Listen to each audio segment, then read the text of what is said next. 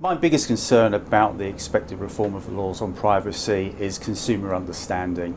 There's a requirement that we actually have to take explicit consent from consumers before we start processing that data, and we're going to have to be very, very clear with those customers how we're going to process that information to make a fairer deal for all honest customers.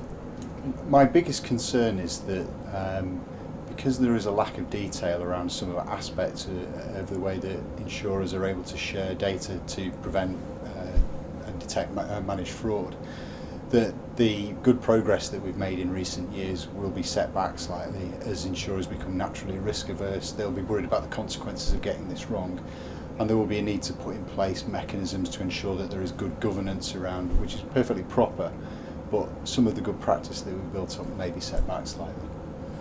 I think my biggest concern about those reforms is the potential for the industry not engaging sufficiently with government. I think it's absolutely critical that before these changes take effect, the government understand the impact on the industry and that we engage fully to make sure that we have provisions built in to enable us to continue with our fight against crime.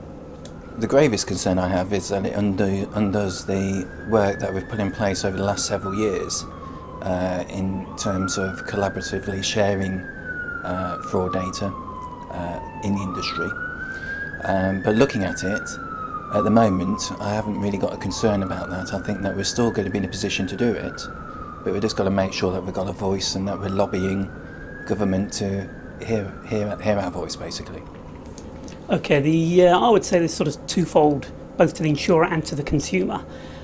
If the changes impact our ability to assess risk, then we can't underwrite the business appropriately, and therefore the cost to the consumer will go up, and our ability to protect the consumer from fraudulent activity will also be reduced.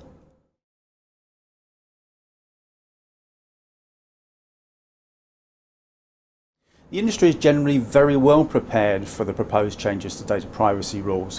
One area where we've got to think very carefully, though, is on how we deal with legacy systems, where the opportunities for data sharing probably can't be taken advantage of to the same degree as more modern firms.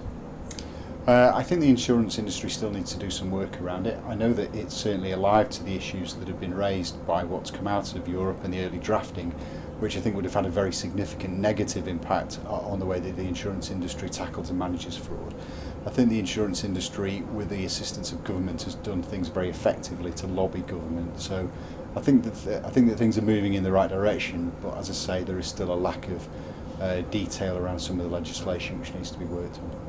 I think the perception is, through lack of information and communication that's in the marketplace at the moment, that nothing's happening. I think in truth there's lots of things that are happening, and it would be good to get more communication information out there so we can understand and be prepared. Many insurers know that this change is coming along, but haven't yet taken steps themselves to do something in preparation. Well, I think it's heavily regulated anyway in the UK, so I think we're in a good position to deal with the changes. So I can't see it being too onerous on us actually to change and adapt our practices if that's going to be a requirement, but I don't foresee that's going to be too onerous on us. There's been a number of discussions around the sort of changes coming about. I know the ABI went out to market to get some views from the market. You look across in Europe, and Europe, the equivalent of our ABI, have done exactly the same. So I think there is an awareness, but I think it's far too early at the moment because there's a lot of unknown decisions to be made or things to be clarified before we can sort of take it on any further. So our ability to make changes within the business to reflect the changes is not there at the moment. Hopefully within the next sort of 6 to 12 months we'll be able to start to take that a little bit more seriously in terms of what we actually do.